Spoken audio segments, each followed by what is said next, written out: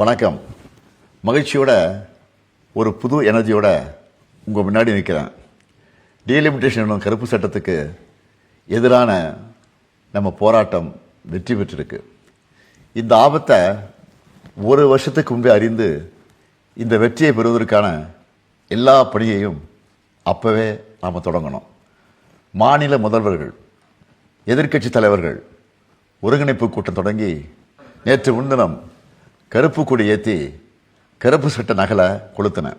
அதுவே நேற்று திண்டுக்கல்ல வெற்றிக்கான வெடியை கொளுத்தின. தீ பரவட்டும்னு சொன்னேன். அது பார்லிமெண்ட் வரை பற்றிக்கிச்சு. 50-60களில் பார்த்த பழைய திமுகவை பார்க்க வேண்டி வரும்னு எச்சரித்தேன். அப்படின்னா என்ன என்று கேட்ட சில அறவைக்காடுகளுக்கு இதாண்டா திமுக பாருங்க என்று நேற்று ஸ்ட்ராங்காக காட்டியிருக்கிறோம். தொகுதி மறுவரையறை என்ற பேரில் முழுக்க பாஜகவுக்கு சாதகமாக கொண்டு வரப்பட்ட கருப்பு சட்டத்தை நாடாளுமன்றத்தில் தோற்கடித்த எல்லாருக்கும் தமிழ்நாட்டு முதலமைச்சராக என்னுடைய நன்றி நன்றி நன்றி.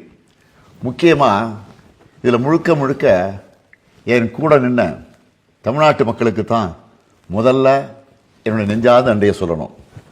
பெண்களுக்கான இடஒதுக்கீடு என்ற மாறு விஷயத்தில் இந்த சட்டத்தை பாஜக கொண்டு வர பார்த்தாங்க.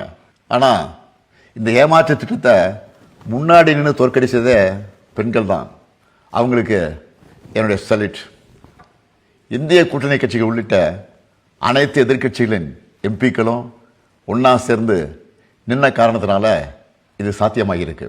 வடக்கு தெற்கு என நமக்குள்ள பிளவை ஏற்படுத்தி சண்டை போட்டு வைக்கலான்னு நினைச்சவங்களுக்கு சரியான சம்மட்டேடி கிடைச்சிருக்கு.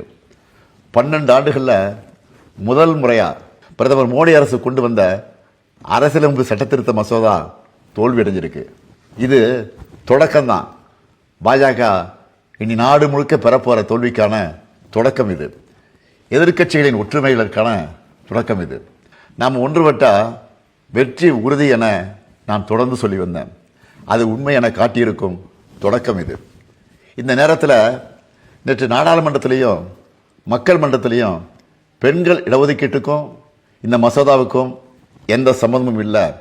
இது ஒரு தேசவிரோத சட்டம், இதை அனுமதிக்க மாட்டோம், இதை எல்லோரும் சேர்ந்து தோற்கடிப்போம் என தெளிவான உணர்வுகளை வெளிப்படுத்தின மக்களவை எதிர்க்கட்சி தலைவர் அன்பு சகோதரர் ராகுல் காந்தி அவர்களுக்கும், காங்கிரஸ் நாடாளுமன்ற கட்சித் தலைவர் அம்மையார் சோனியா காந்தி அவர்களுக்கும், காங்கிரஸ் பேரியக்கத்தினுடைய தலைவர் திரு மல்லிகார்ஜுன் கார்கே ஆகியோருக்கும் என்னுடைய நன்றியை தெரிவிச்சுக்கிறேன்.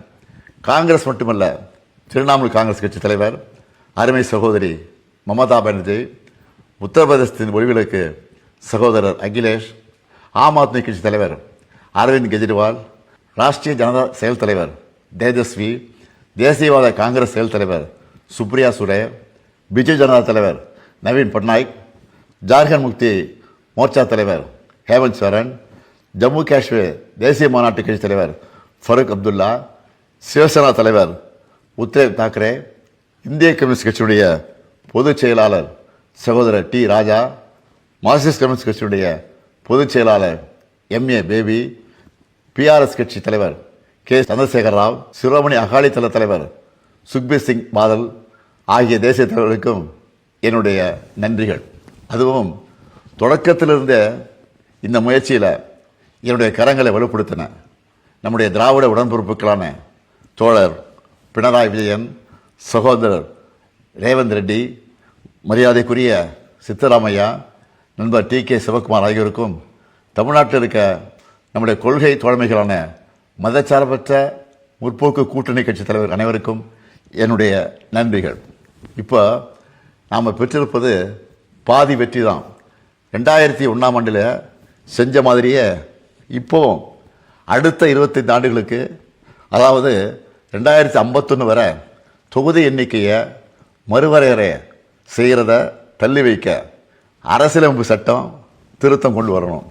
அது மட்டுமல்ல, பெண்களோட இடஒதுக்கீட்டுக்காக 2023ஆம் ஆண்டே நாம் ஆதரித்து நிறைவேற்றின சட்டத்தை எந்த நிபந்தனையும் இல்லாமல் பாஜக அரசு உடனடியாக இப்போ இருக்கிற உறுப்பினர் எண்ணிக்கைக்கே அமல்படுத்துகிறோம். அதுதான் முழு வெற்றியாக அமையும்.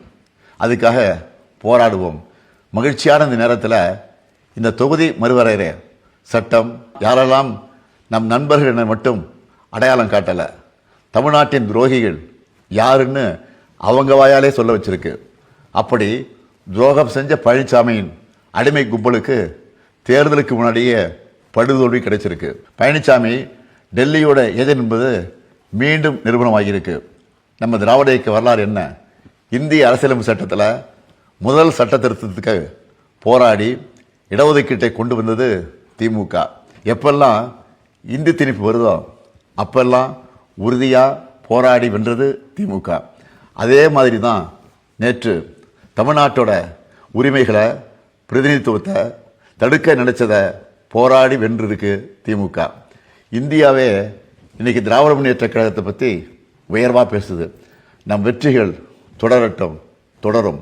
தமிழ்நாட்டு மக்களை சொந்த நாட்டிலேயே அகதிகளாக்க பார்த்த பாஜகவுக்கும் அவர்களுடைய ஏவல் அடிமைகளான அதிமுகவுக்கும் 2026 சட்டமன்ற தேர்தலில் மறக்கவே முடியாத மாபெரும் தோல்வியை கொடுப்போம். வெல்வோம் ஒன்றாக. நன்றி, வணக்கம்.